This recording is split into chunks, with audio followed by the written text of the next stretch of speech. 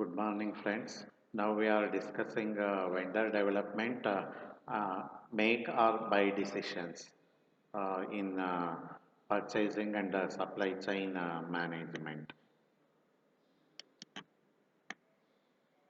So, what is vendor development? So, for any organization, the prerequisite is to have reliable vendors so that the organization is going to buy the raw material, any tools or spare parts or any component required for the production. To achieve this, so every company will invest in the activities of vendor development. So the first step in vendor development is to list all the known sources of suppliers. That is, with whom the company is having contacts, those who are supplying the components. So the list will be made. So then the next step is the list of vendors. What is made in the first step will be assessed with respect to the volume of their business and their performance in the history. So along with the existing vendors, we are making the list of new vendors. So who are not familiar to the company, that list will also be made. So they are not tested. So here the list of new untested vendors will also be made. So then the next step is the assessment of these new vendors will be done. So finally, whether it is the old vendor or the new vendor, so those who are quoting the lowest bid, and if we are sure that that particular vendor is reliable, so then we are going to make agreement with that particular person. So then next step is coming closer to the potential suppliers. So here we'll make a communication, that is establishing communication with all the vendors listed earlier in the earlier step, whether it is the new vendor or the old vendor who is familiar to us. Then promising them the prompt payment as supplier. From as supplier, we are promising the prompt payment to him. So the vendor is supplying the material and making the prompt payment from time to time as buyer from our side. Then, if possible, arrange the mutual visits. So, as buyer, I am going to visit supplier's place, and the vendor, as a supplier, is visiting us. Then, extend the infrastructural facility, if any. Then, all the information related to the business will be exchanged between the buyer and the supplier, so that as a buyer, we are coming closer to the potential suppliers. Then the last step is moving towards the single source.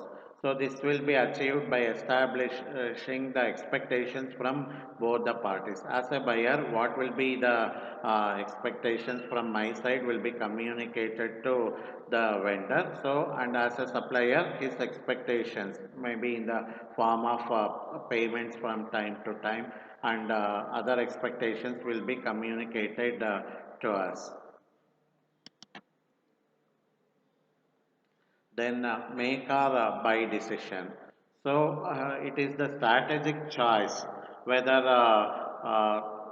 any component or the complete product is going to be manufactured in-house, or that particular component or sub-assembly or the complete product is to be purchased from the external supplier. So that it is the cost benefit strategic choice. So sometimes if we feel that producing that particular assembly in-house will be better than purchasing from outside, so then we are going for making decisions. If we feel that making the component inside the premises is costlier than buying from the outside supplier. That is, sometimes buying is cheaper than making our own. So in that case, we are going for buying decisions. So this situation will arise when the producing company is facing the problem of diminishing capacity. That is, the capacity producing the particular component or sub-assembly. If the company feels that it is not up to the expectation, or it may be experiencing problems with the current suppliers, so then it may go for making decision, or it is seeing the changing demand, so that is demand fluctuations. So that is, if the demand is more and if we cannot finish the product by manufacturing in our in-house, so then we may go for a buying decision.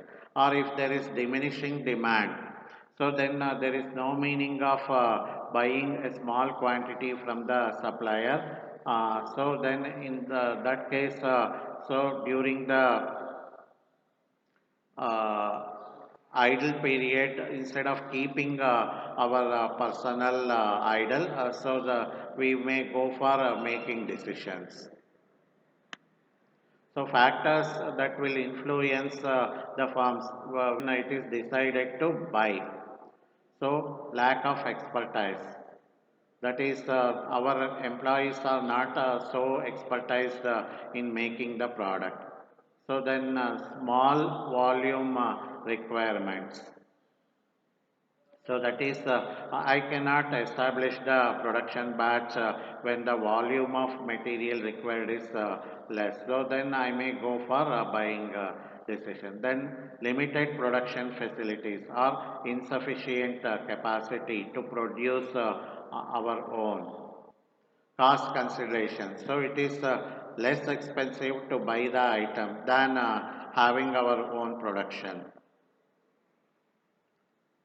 Then decide to maintain a multiple source family. So when the company decides to go for own production as well as buying decision, so that multiple source policy is maintained.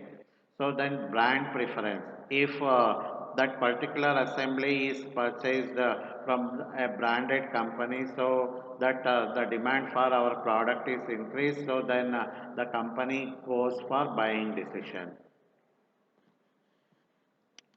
Then factors which are influencing the firms to make the part, right? So unreliable suppliers. So then the suppliers are unreliable. So then the company is going for making decisions, and there are no competent suppliers uh, in the market.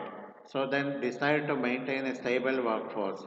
So when the sales are declined and instead of keeping our workforce idle, so to maintain the stable workforce, so the company may decide for making decisions. The quantity is very small to entrust the supplier to supply the required material. So then we may go for making decisions. Control of lead time, that is a waiting time, transportation and a warehousing cost. To avoid all these problems, so the company may decide to go for making. So greater assurance of continuous supply if we have making in our own premises.